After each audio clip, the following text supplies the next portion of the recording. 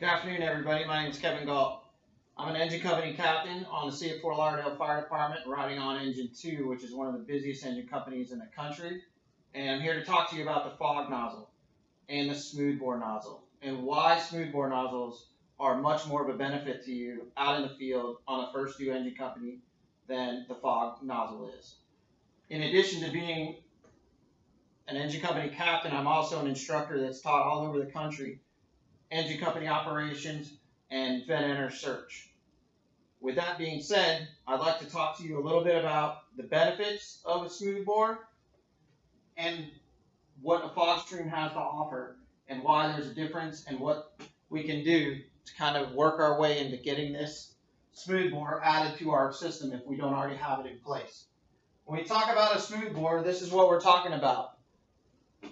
Okay, a single pipe that allows us to push water out in a solid column of water, nice and thick, which allows us to use a reduced amount of pressure so the workload on the firefighter holding that nozzle at the time is reduced. So 185 gallons a minute at 50 psi is a lot better than what we have with a fog stream, which is 165 gallons per minute at 80 psi. That doesn't allow us to reach as far or have as many GPMs. And everybody knows that gallons per minute puts out fires. Gallons per minute versus BTUs. That's what we're talking about. When you look at a fog nozzle, you're looking at something that comes out aerated and spins together. Okay? When that happens, you get a column of water, but it's a column of water made up of droplets. And what that does is it reduces your reach, it reduces your gallons per minute. In order to get those droplets of water, you have to use a higher level of PSI. So 80 PSI versus 50 PSI. And 80 PSI translates into more work, more stress, more effort for the firefighter handling the nozzle.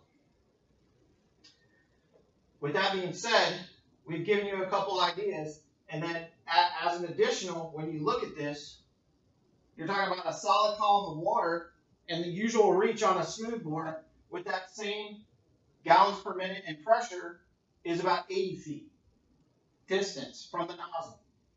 With a fog stream, you're only at about 50 feet. And we start talking about breakover. Well, if you're going to go into an environment, a closed environment like a house fire or some kind of commercial fire, and you have 80 feet of reach or 50 feet of reach, you might not have to put yourself in that deep and get down on the floor and take a beating physically from all the heat and the smoke and the gases. You'll be able to put that fire out and cool down the compartment a lot quicker.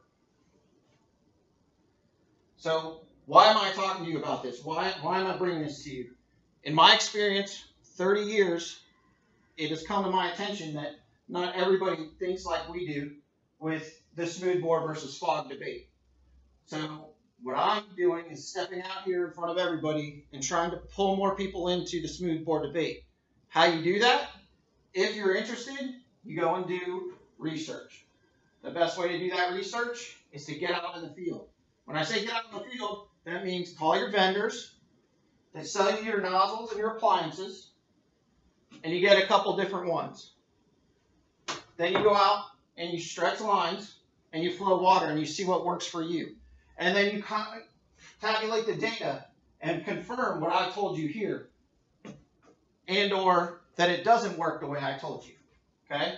At the most, you can do live fire scenarios if you can get the buy-in from your department. Or if you have a training site where you can do controlled burns, that's the other thing you can do. So once that's done, and once you've made the decision that smoothbore is the way to go, now it's time to talk to the fire chief. When you talk to the fire chief, you need to bring your data, your people, and at the worst case scenario, you bring the fire chief out and show him what you're talking about. If you do all those things and have the data to back it up, I find it very hard to believe that the chief would not take those smoothbores and put them on your apparatus as the first out nozzles on your attack lines, especially for engine companies that are going to arrive first due on a fire. So we're going to go back. We're going to talk about the smoothbore. We're going to do the research. We're going to talk to our vendors, bring them in, utilize your vendors because they have a ton of information. Do your testing, bring that all to the fire chief and lay it all out. And hopefully with the cost effectiveness of a smooth bore versus a fog, it's a lot less complicated. We're talking about pieces, parts, and a complicated apparatus versus just some pipe. So just the cost alone is going to be a benefit. You should be able to make that change. I have the feeling that you'll be able to make that happen. Sorry, Chief. All right, good.